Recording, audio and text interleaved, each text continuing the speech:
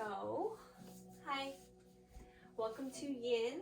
I hope that today's practice is really nourishing to you. It's definitely meant to be sort of a refreshing practice. A little more effort than I would say our typical practices. Normally I lean towards more restorative. This is going to be a pretty healthy combination of a little bit of effort, which really makes us be more present, mixed with that nice ooey gooey restorative type vibe. So we're going to start today in child's pose, and you can do this supported or unsupported. I feel like by now you guys know the drill as far as what that means. So using a bolster or pillow or rolled up blanket beneath the torso, or just being low to the ground. If you have that rice bag or eye pillow, something that is weighted, if you're using a bag of rice, stick it in a pillowcase, something like that. Just go ahead and get yourself set up. We want this to be a very comforting and grounding way to start the practice. So placing that on your low back, just over the sacrum, and then resting the chest and the forehead down. You can turn your head in one direction. Notice the hips right away. If it feels a little too deep into the hips, you can place a rolled up blanket between the back of the thighs and the calves, and that's going to give a little bit of elevation. Another option is to stack up your props. So you can stack pillows, stack blankets, and just make a little bit more space between your chest and the floor. But go ahead and get yourself into a child's pose. And I will let you know when we're halfway through this pose. That way you can turn the direction of your head. So just settle in and don't worry about that.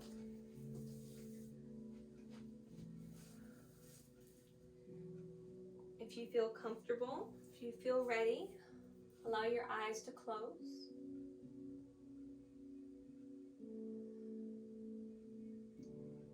And allow your senses to really begin to open, to blossom. Begin shifting your awareness, your mindfulness through the five senses. Noticing if you can smell anything, taking a deep inhale, maybe a scent on your pillow or your bolster, blanket. Exhale, feel a softening, relaxation into the support that you have beneath you.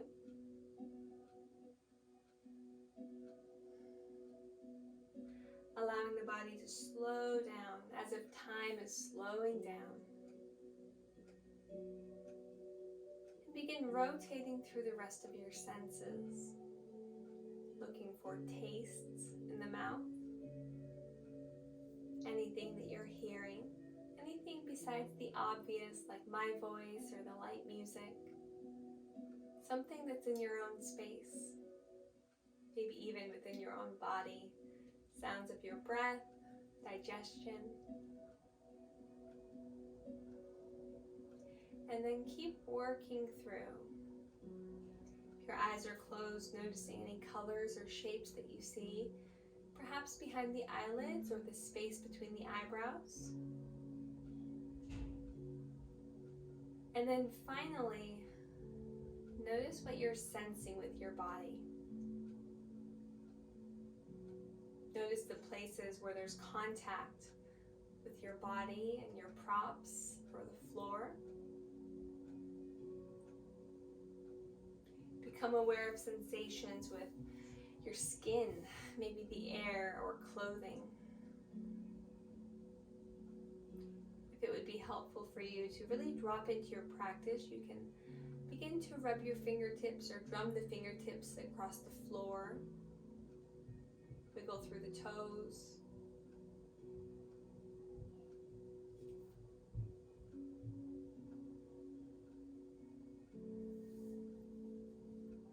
Using each breath to help deepen your practice more and more.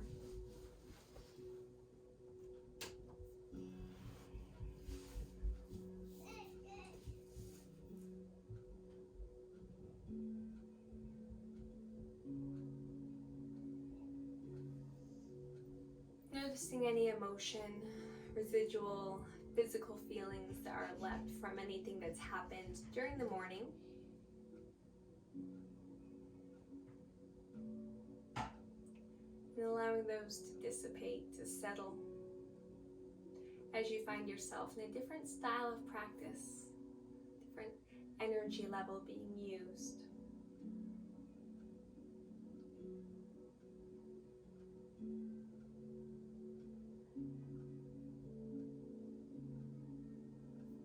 I'd like to read a quote, and this quote is what our class is themed around today. It's a quote by Dr. Judith Hanson-Lassiter. She's one of my favorites. And that quote is, "If I am focusing on learning, then I never make a mistake. I just learn a lot." Really let that kind of soak in, absorb. If I'm focusing on learning, then I never make a mistake. I just learn a lot.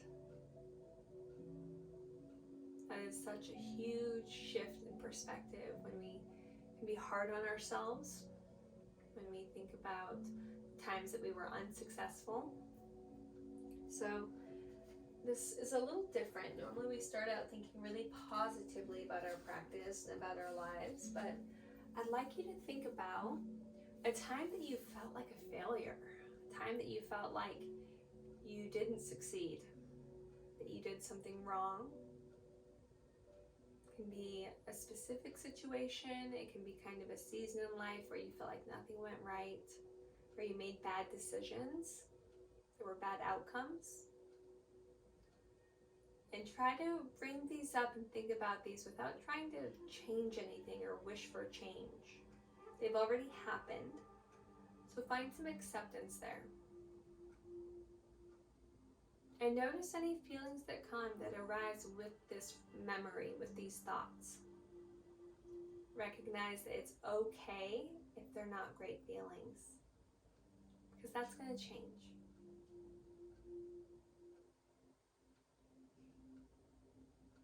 Nothing is coming to mind, that's okay. Just be with whatever thoughts are with you.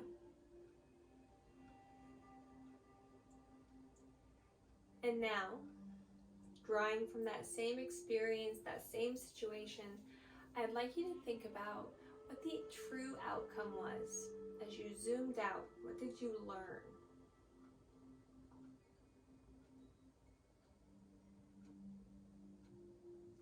Through every failure, through every mistake, there's a lesson to be learned. In IREST, we call those our messengers, our thoughts. Everything is teaching us something, especially our failures. That's when we can really learn.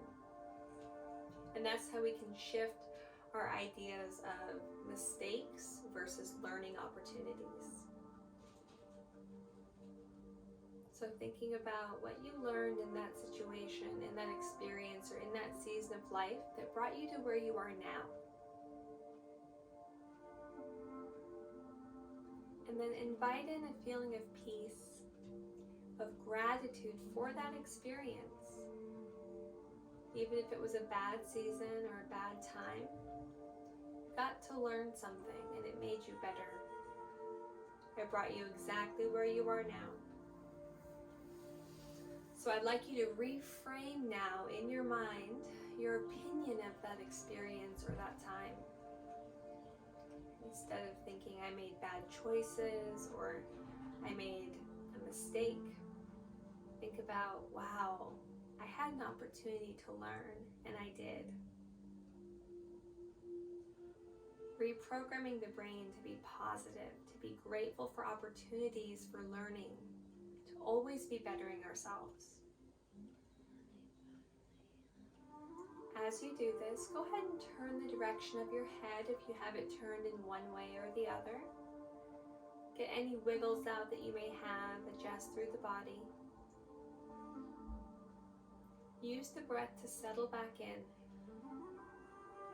and come back to a place of positive intention. Feeling so grateful for all of the times in your life that at the time felt rough, felt hard, But now looking back, you see that you really grew and you benefited from those struggles. Just like the lotus flower growing out of mud. Things are blossoming up above the surface now.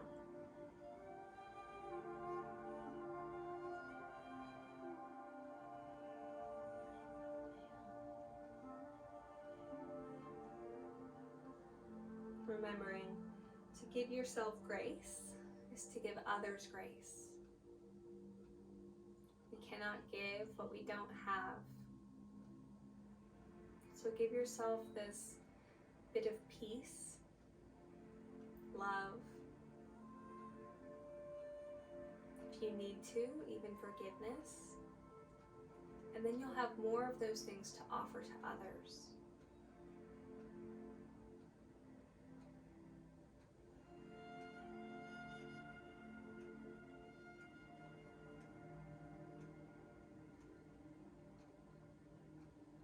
Finding a breathing pattern that feels really good for your body now. It can be deep, slow, very mindful breathing.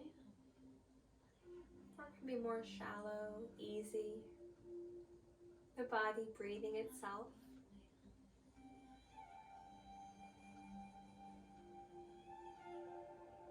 Keep inviting in feelings of peace and joy. You can invite them into the heart space or into the mind. But let them flow and radiate outward, finding every edge of your body, soaking into every corner of your mind, until you can feel a bit of that ananda, the bliss.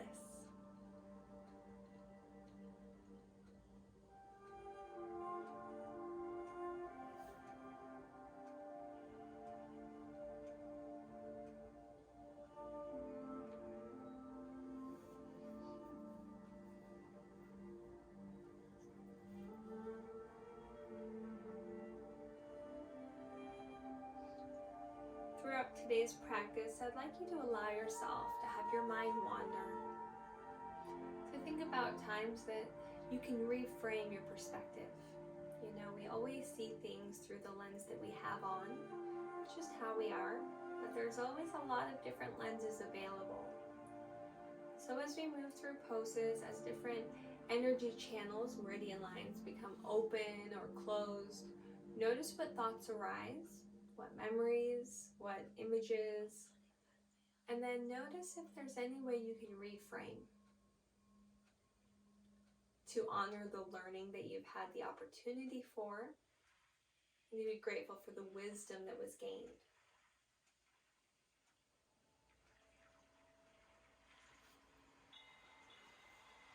And now we're going to begin to prepare to come off of our props if you are in a supported child's pose. If you were just in a traditional child's pose towards the floor, traditional balasana, all you have to do is begin to press weight, maybe drum through the fingers and toes, wiggle through the hands, the feet, you can sway side to side.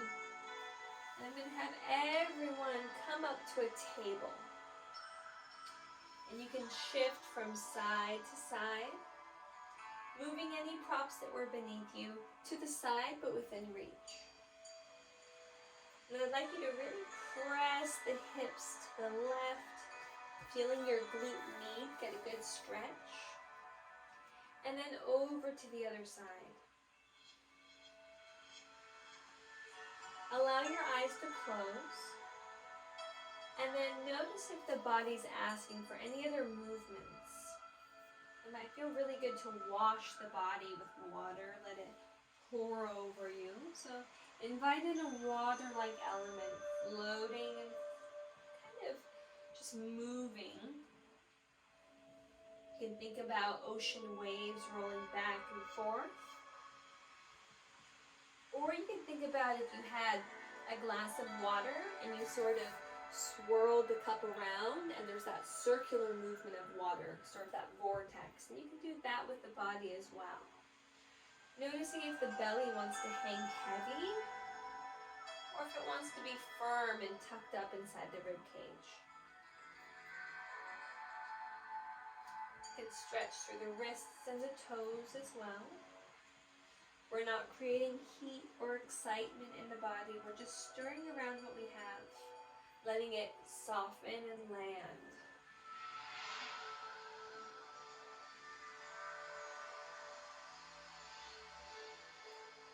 And now we're going to find a child pose once again. You have the option to have knees together, hips back, or knees apart, hips back. And we're going to go into a side body stretch. So the first thing we're going to do is allow the hips to settle where they'd like to. And then we're going to walk the hands over to the left, keeping the hips grounded, allowing the upper body to find the mobility here. So if you begin to feel a pinching or any negative sensations in the low back, lessen the side bend, okay? We want this to all be the upper body getting a nice good stretch. The right side body getting a good stretch. Nothing pinching in the low left back. You can allow the forehead to drop and be supported by the floor or a prop.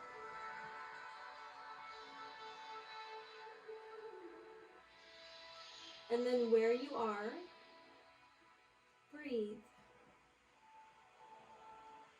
Allowing yourself to be fully where you are with your breath and with your thoughts.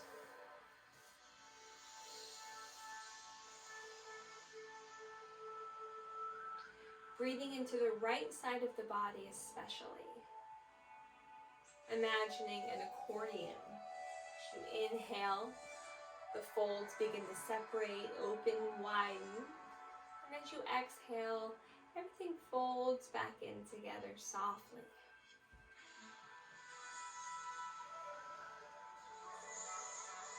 Using that imagery to help you find a deeper breath.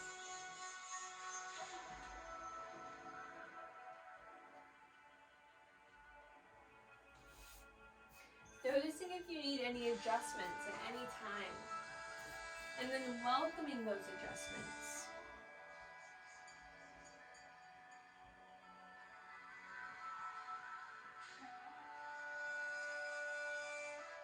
Now we're going to walk our hands back through the center and then over to the right side. And the same thing goes on this side.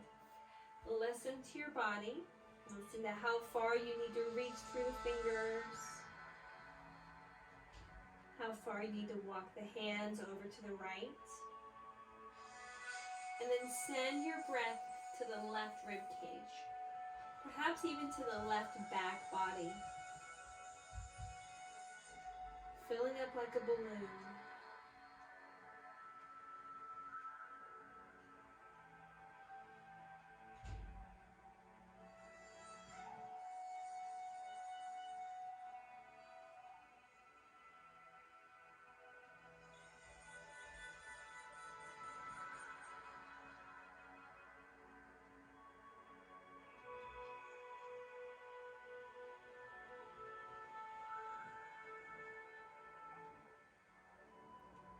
Allow your mind to wander, the thoughts to happen, but don't overthink anything.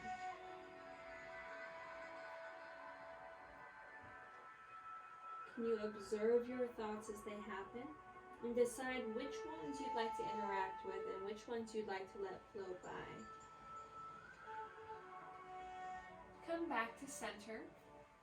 Come back to table. We're going to move through some cat-cows very slowly. Think slow motion cat-cows here. So lifting the chest, lifting the tailbone.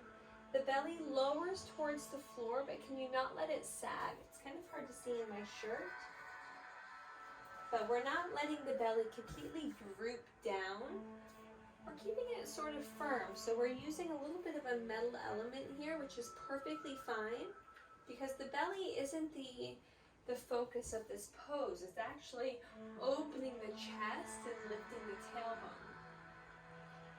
And then as we round and press through the floor, you can push the floor away and think about the center of your back, maybe right where your bra would clasp. Think about that place getting as high as you can up towards the ceiling. A lot of times we focus on really curling the tailbone under and tucking our chin. Instead, for now, what I'd like you to think about is lifting between the shoulder blades up, up, and away from the floor. So maybe a little less dramatic of a cat pose, but feel the stretch in the back body. And then again, finding yourself moving through your cow, belly lifting up and in, focusing on the heart space, pulling the shoulder blades together and down the spine. And then pressing into the floor, center of the back lifts up towards the sky. Notice if it would feel good for you to begin to lean the pelvis forward, and then tuck the toes, bring the hips back, stretching through the bottoms of the feet. Rocking forward and back. Okay, here's where I mentioned a little bit more effort in our practice. We are going to find a dragon pose. So blocks are helpful, not necessary, but they can be helpful. We can start this in table. And what you're going to do is just bring the right foot forward, and you're going to frame that foot with your hands. I like to start with blocks personally, but again, that's your choice. And then from here, you're going to decide if you want to bring that back knee back or the front foot forward. If you have a blanket or a towel, I would suggest padding beneath that left knee, just to give it a little extra love. And then from here, I'd like you to notice immediately which part of your body is talking to you. It might be through the right hip flexors as there's a little bit of compression there. Or it might be through the left as there's more opening and stretching, maybe even getting into the psoas a bit. You can press the hips back and lessen the bend of the front knee. Just notice what feels good. This is your dragon pose. And you have options here. You can stay just like this, remembering that we don't want to be as deep as we possibly can in this pose, in the stretch. On a scale of 1 to 10, we want to be about a 3. So we're really not feeling too much stretch. We're finding our first edge and we're really honoring that. You have the option, if you'd like, to find more of a lizard pose or a wide leg dragon or winged dragon, a few different cute yin names. For that, you'll just walk that right foot out wide and then just bring the hands to center. And think about letting the inside of the right thigh spiral up and out. Again, leaning forward as much as you can in the back leg so that there's no weight on the patella, on the kneecap. And you have the option here for more of an earth element, maybe even wood as you hang into the shoulders. Let the head hang heavy, crown of the head down, stretching the back of the neck. Or you can find a metal element. Everything coming in towards the center and lengthening. Noticing how the spine, the crown of the head, everything elongates. Totally up to you. You also have the option to move back and forth. Just be aware of any intensifying that you feel. The longer that you're in a yin pose, the less sensation you should feel. Things should soften. The body should feel safe, and so any pain receptors or caution light should dim. If you notice you're getting more and more intense or you're a little anxious to leave the pose, that's a good indication that you've gone too far into the stretch. And in that case, I would say bring the hips back a bit, bring the arms up a bit, bring the chest up. You can even push the front foot away from you a little. And that's just inviting, again, more of that metal element. If you want to switch back and forth between that more lizard-like dragon or the traditional low lunge dragon, you can.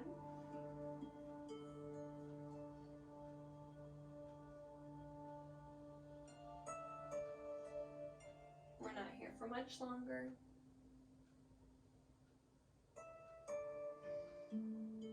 Deep inhale. exhale. And now bring the right knee back. Bring your props to the side. If you have a blanket or anything rolled that you had under your knee, go ahead and roll it and bring that under the rib cage. We're going to come to our Sphinx Pose. Let's stretch out the front of our pelvis here. Elbows under shoulders. Perhaps a block in front of you to tuck the chin and rest the forehead. Again, that's more earth-like.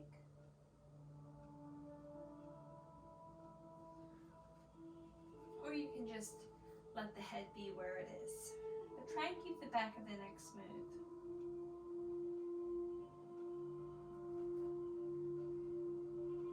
Can you feel the energy that was maybe a little kinked in the right front hip, now open and flowing?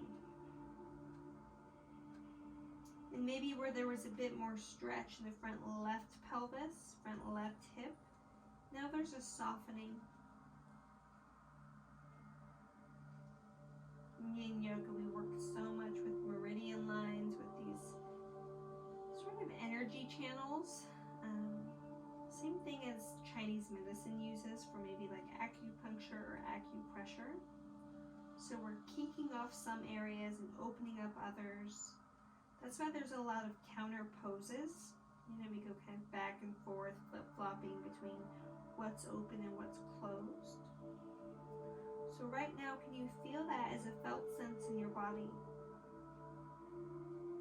Especially as it pertains to the front of the pelvis. Maybe even into the right hip if you took more of the lizard option.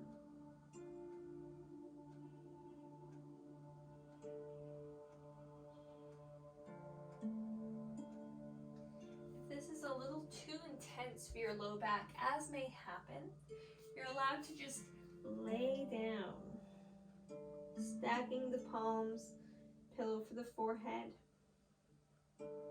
completely supine. Prone, completely prone.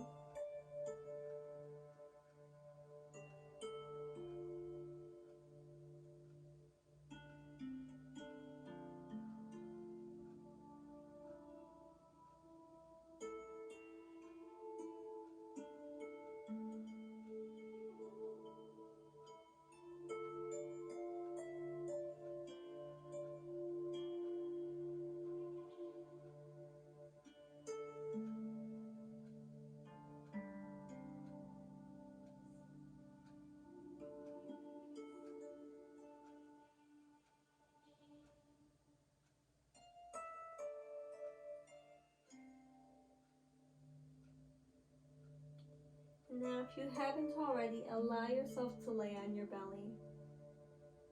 If you have a rolled up blanket beneath your rib cage, you can allow it to stay there, or you can move it to the side. That's your choice. We're going to begin to bend through the right knee and get a quadricep stretch. So reaching back with the right hand if you can.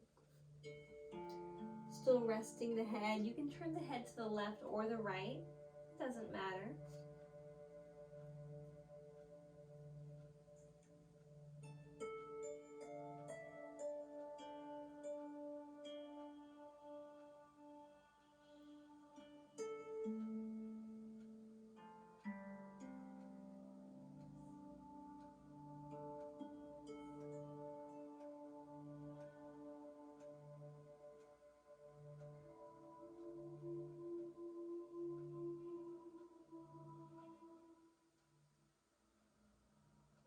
If you're not feeling much here in this quadricep stretch, you can move your blanket or towel roll or even a block under the knee, just above the knee towards the thigh, so that you get a little bit of lift away from the floor.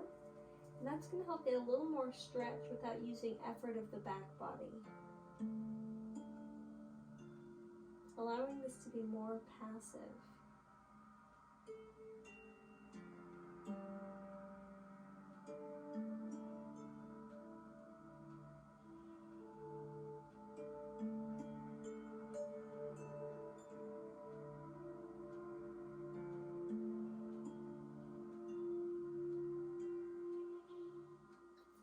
softly landing that right foot down.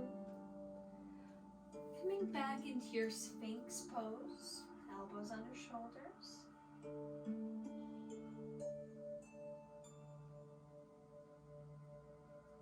And then begin to find your hands to the mat. You can bring the hands a handprint back, and let's find a seal or cobra. If this is too intense, stay in your Sphinx. We're only here for a couple of breaths. Opening through the chest, getting a nice back bend through the lumbar spine. Can you widen your collarbones and bring your shoulder blades together and down your spine while pulling the belly in and squeezing the glutes. Press down through the tops of the feet, especially towards the pinky toes. This is more active. It's okay to be active in yin yoga as long as the purpose is a stretch. Which is definitely what we're doing. Tuck the toes, press through the knees, find yourself back in table, and then again press the hips from right to left. Move through some very mindful cat-cows or any other types of movement. Being aware that we have dragon on our other side that we're going to come into, so kind of smooth out any kinks that you feel in the body, preparing for that.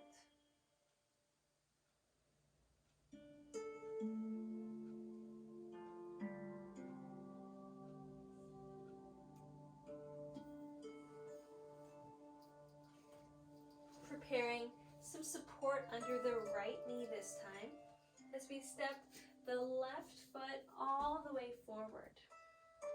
Grabbing blocks, rocking the hips forward, maybe bringing that back knee back just a little bit. And then finding some movement, very gentle, water-like again, maybe imagining waves lapping up on the beach. And then find where your first edge is, so the hint of stress in the body. And then rest there.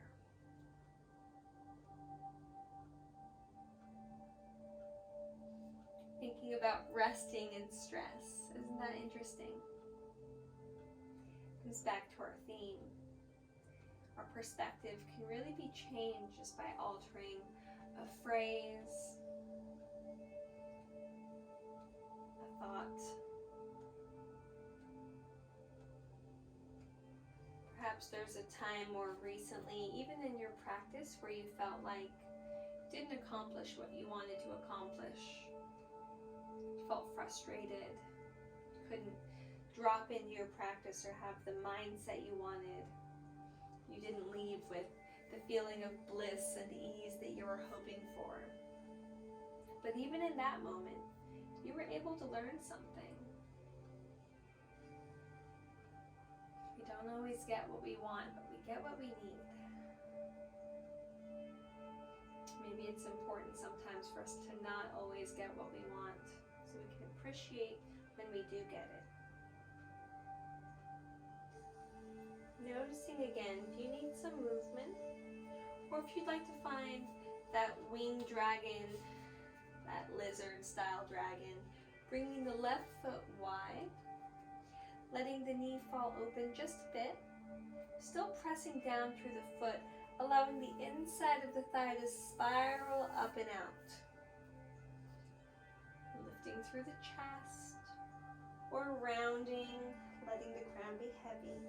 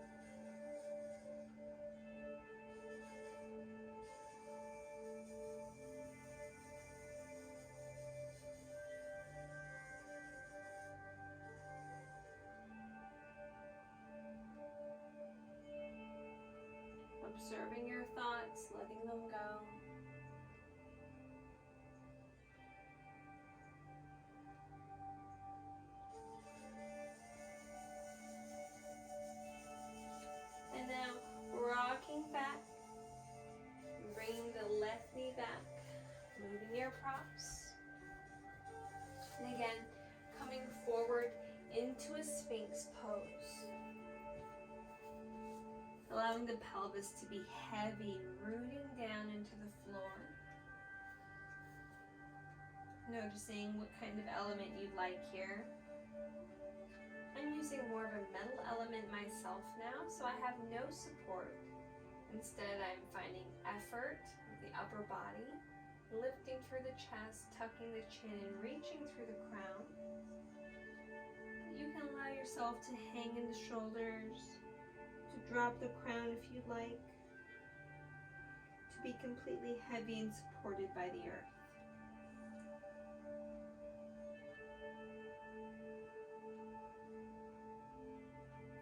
A quote by young Pueblo says, "The greatest gift sadness gave me was the motivation to transform."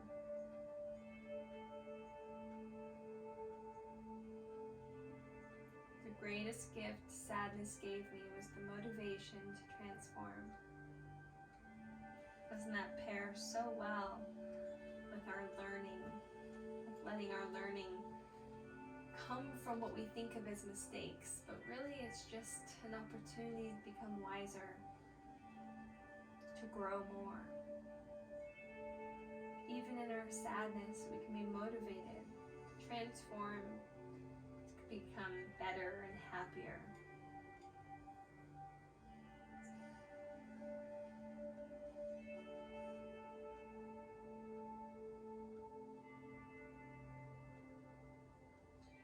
You have the option to stay where you are, or to once again find your seal pose, often called Cobra Pose.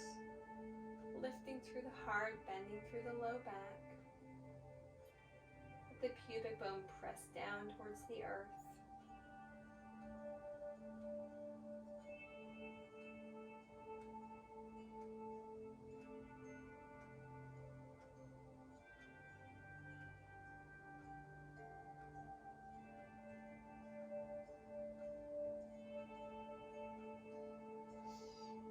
And then begin to lift the hips back up, and let's find ourselves in puppy pose. So the hips are over the knees and the heart is bowing down, stretching through the chest, the shoulders, the arms. Again, we're not going to be here long, and we're not going as deep into this as we possibly can. This is a counter stretch. Just a couple breaths here. When you are ready, coming out of it. And then turn wide on your mat. Bring the heels wide apart from each other. We're going to find our Dragonfly Pose. Now, if this doesn't feel good for you because it causes, so normally when we do this pose, we want to keep a nice straight back and hinge, and then find support up. If you've got some low back stuff that even that hinge doesn't feel so good, what I want you to do is find a wall and do your dragonfly up against a wall. So, booty to the wall, legs up, and then I've got a plant here, so I've got to be pretty mindful. But allow the heels to just fall wide, okay? And that can be your dragonfly. That's going to keep your low back safe and still get the benefits of the pose. Otherwise, heels wide. And you can lift up the hips and bring the hips forward a bit. Lift the heart. And then begin to fold forward, noticing the sensations that you feel and any desire for props behind you, in front of you. That way you can place your sandbag or your rice bag behind you. So, stacking up the props that you need to give yourself some support. And then placing that rice bag on your low back. If there's not quite enough slope there for that, that's okay. Instead, just use it as a pillow.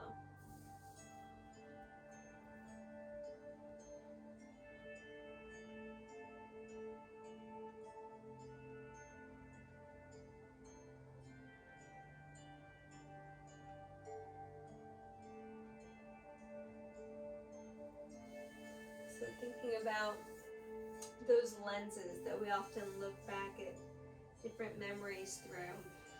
You know, sometimes we have the rose-colored glasses on where everything was so perfect, even though at the time we didn't feel it was. Other times, you know, we look back and we're really harsh on ourselves for decisions we made, for actions we took, or things we partook in. And what that is just coloring. It's coloring that you have through a lens that you're looking. And there's a Yoga Sutra that even mentions this, so I'd like to share that. It's Yoga Sutra 143, and it says, when we are fully present and not colored by our memories, the object or moment is understood completely. 430 continues to say, this realization extinguishes both the cause of suffering and the cycle of cause and effect. 3.6, perfect discipline is mastered in stages.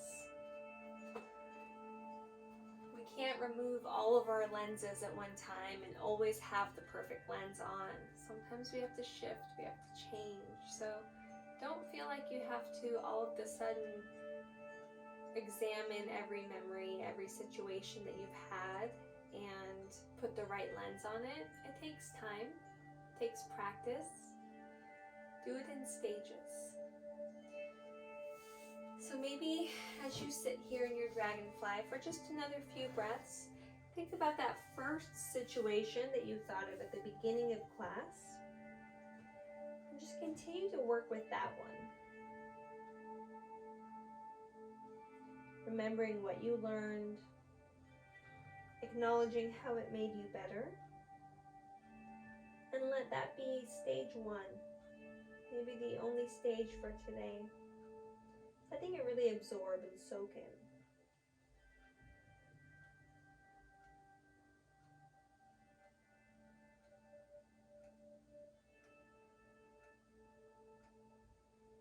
We're going to exit our dragonfly now. And we are going to transition onto our backs. As you lay down, make sure that you have a prop that can give some elevation towards the feet, just in case you need it. But we're going to lay down and then slowly bring knees to chest. If you'd like to find some movement there, you certainly can. Or you can be completely still, just hugging the knees in.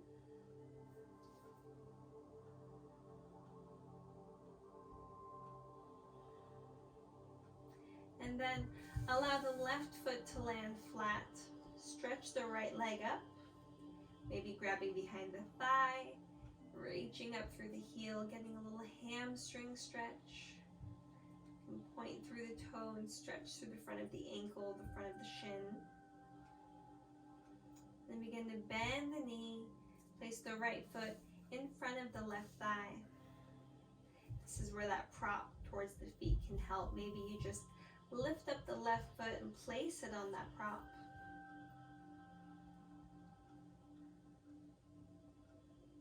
You can also find a bind here, holding behind the left thigh, but be aware if that's a little too deep, if that's past your first edge. We want a mild sensation here.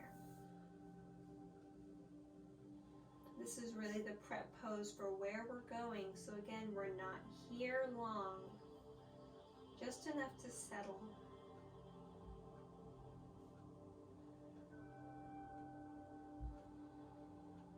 This practice has been a lot more movement, adjusting than typical practices. So I really want to make sure that you have the opportunity to feel still and to feel at ease between transitions and movements. Keeping the left foot flat, we're going to draw the right foot all the way down to the ground.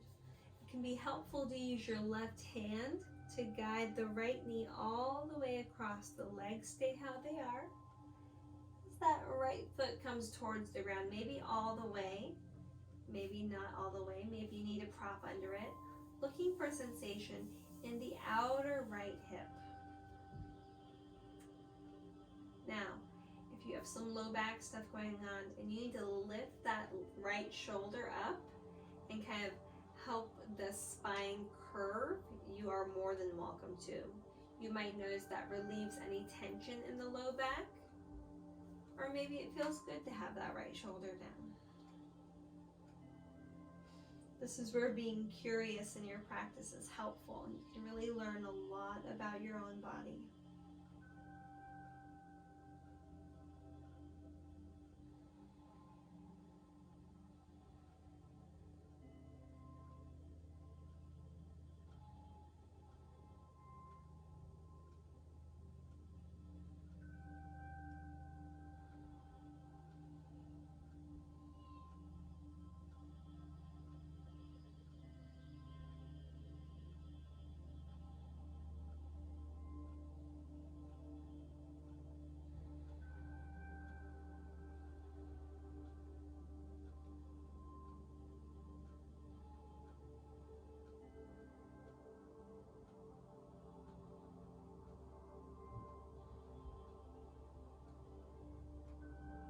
And now let's come back up.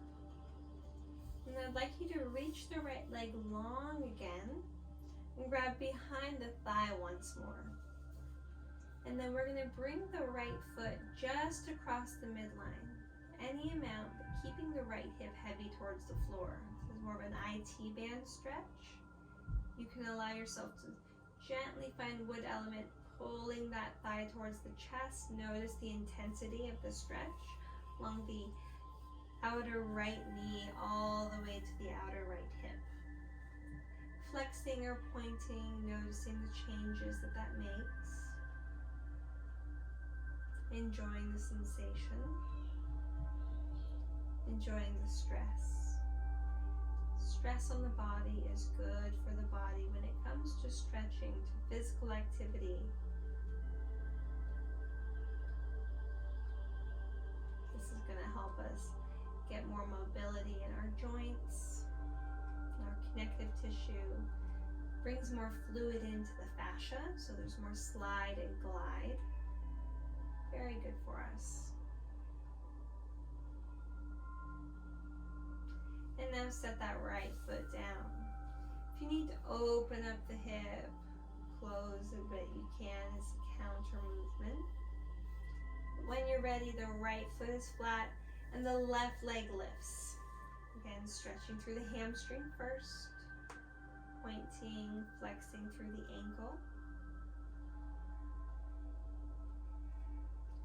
Reaching up through the heel, gentle pull back maybe as a soft knee.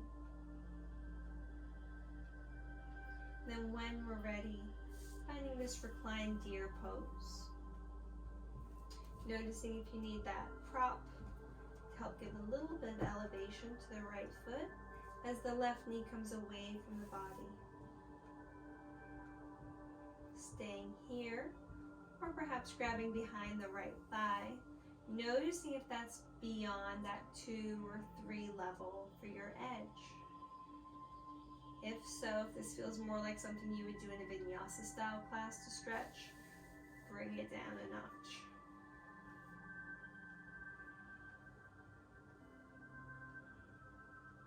We're only here for a couple more breaths.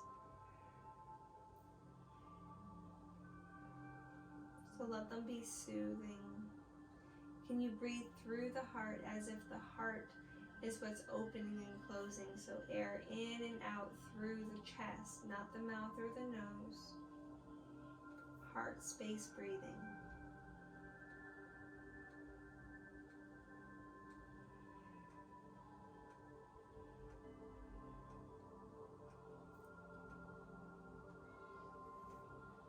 And now we're going to take that little bit of a twist. So right foot flat, guiding the left knee across, and perhaps that left foot comes all the way down to the ground, or maybe you need a prop beneath it to give a little elevation. Notice what the spine needs as there's a bit of a twist here. We don't want the twist to be in the low back if you've got some low back problems. If that's the case, lift the left shoulder and make it more of a kind of a side laying position where just that left foot is down. You're still going to feel sensation towards the outer left glute, but you're going to take strain off the low back.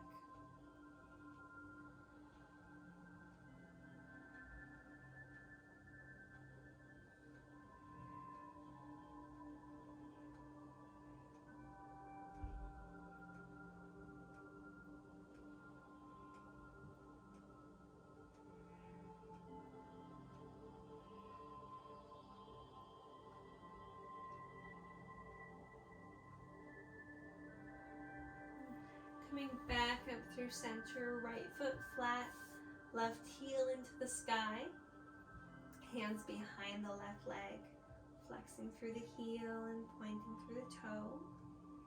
Getting ready to cross just over the midline and then pull the top of the foot back towards the right shoulder. Again, maybe moving through the ankle, noticing where you feel sensation along the left side of the leg. Attaching feelings of pleasure, of joy to that sensation.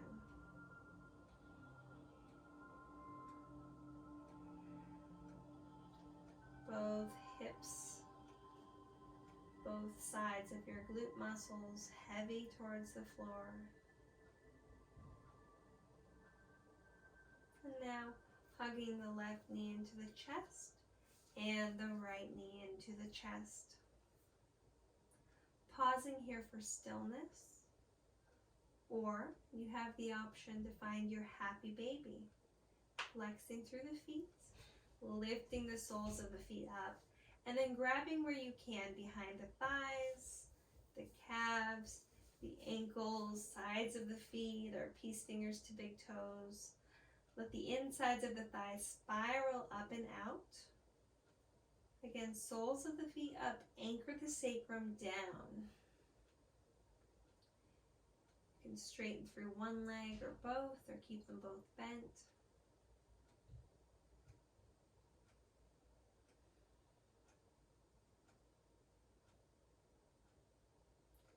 And now begin thinking about how you'd like to position yourself for your Shavasana, using the props that you have. You can let this practice come full circle and even take your Shavasana in a supported child's pose. You can lay completely flat on your back or your belly, or you can use props to support the upper body or beneath the knees, legs up a wall. There's really endless options here, so begin finding some movement. Maybe windshield wipering through the knees, the shins. Again, we kind of kinked a bit of energy here as we bent through the knees. So maybe stretching the legs long would feel really good. Releasing so that all of our energy, all of our prana can just sort of flow through the body. Perhaps even bending through the knees and lifting up the hips and really opening through the front of the pelvis. And then settling into the pose, into the shape of your Shavasana. Taking your time. Getting as comfortable as you possibly can.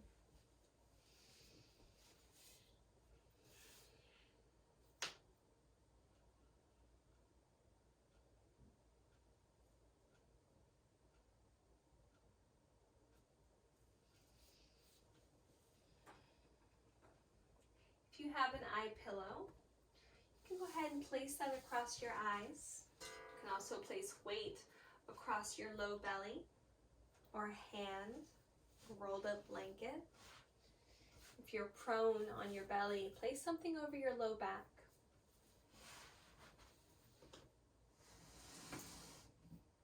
Take a deep breath in and a deep breath out. Inhale, I do not fail. Exhale, I always learn. Inhale. Exhale.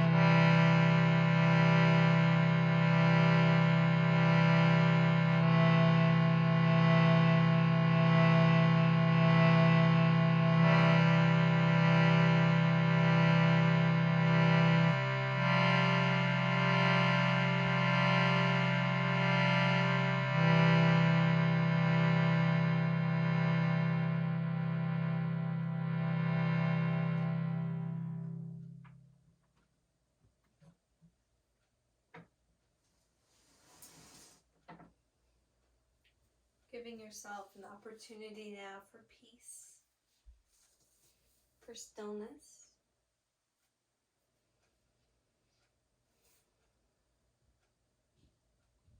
You can choose to stay where you are, stay in peace, in quiet meditation, reflecting on your practice, the thoughts that you've had, the perspectives that have perhaps shifted or have come to you. You can continue positioned how you are or find a seated position.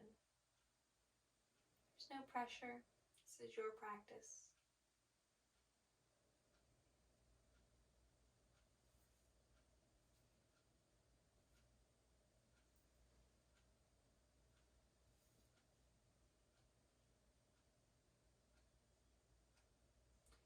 Take a moment with your eyes closed and feel energy in the palms. If you are seated, you can press your palms together in front of the heart.